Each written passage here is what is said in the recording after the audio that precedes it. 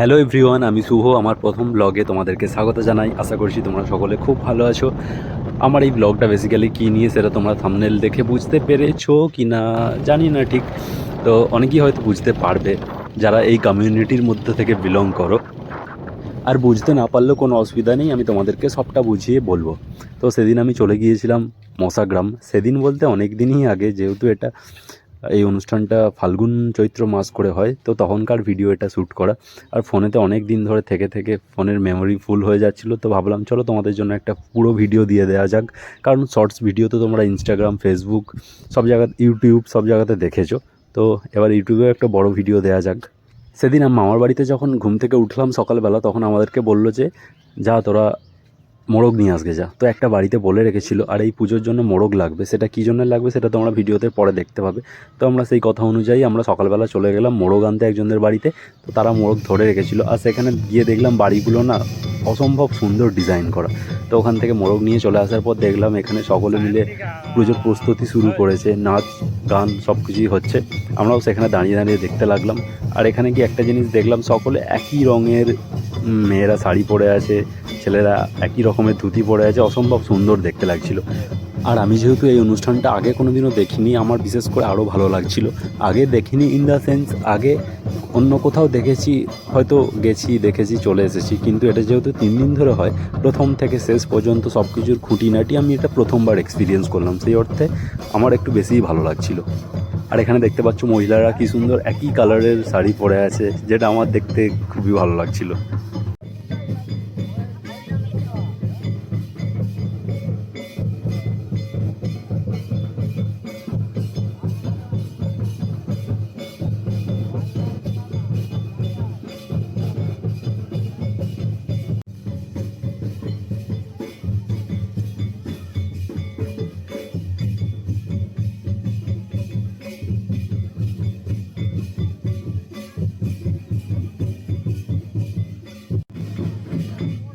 ও হ্যাঁ, তোমাদেরকে তো বলাই হয়নি এটা অ্যাকচুয়ালি কিসের পুজো। এটা হচ্ছে বাহা।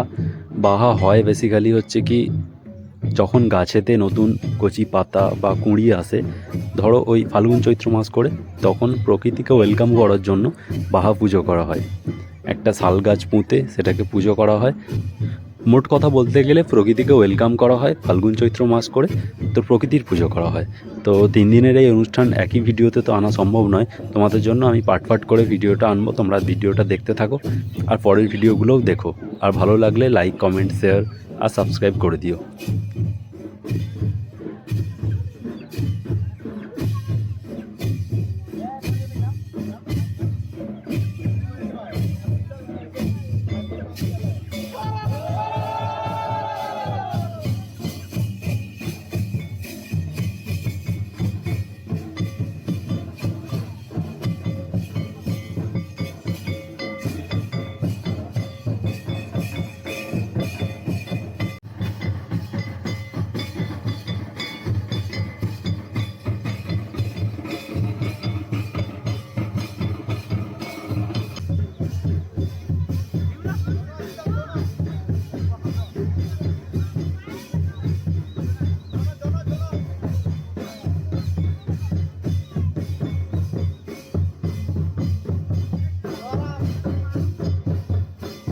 আমরা ওখানে অনেকক্ষণ ধরে দাঁড়িয়ে দেখছিলাম, হঠাৎ দিদা ফোন করলো খেতে যাওয়ার জন্য।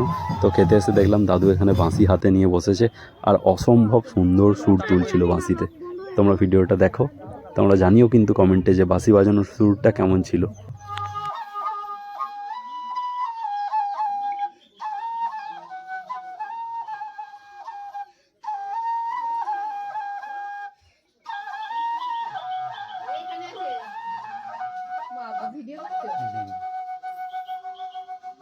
দাদুর সঙ্গে ম্যাচ কর।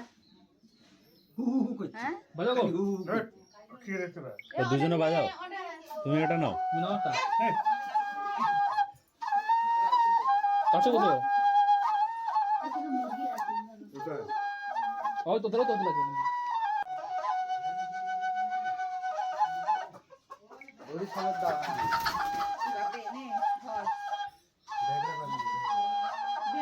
তো আমার আজকের ভিডিও এই পর্যন্তই। পরের ভিডিওগুলো আসছে, তোমরা দেখতে থাকো। আর ভিডিওটা ভালো লাগলে লাইক, কমেন্ট, শেয়ার আর সাবস্ক্রাইব করে দিও। টাটা।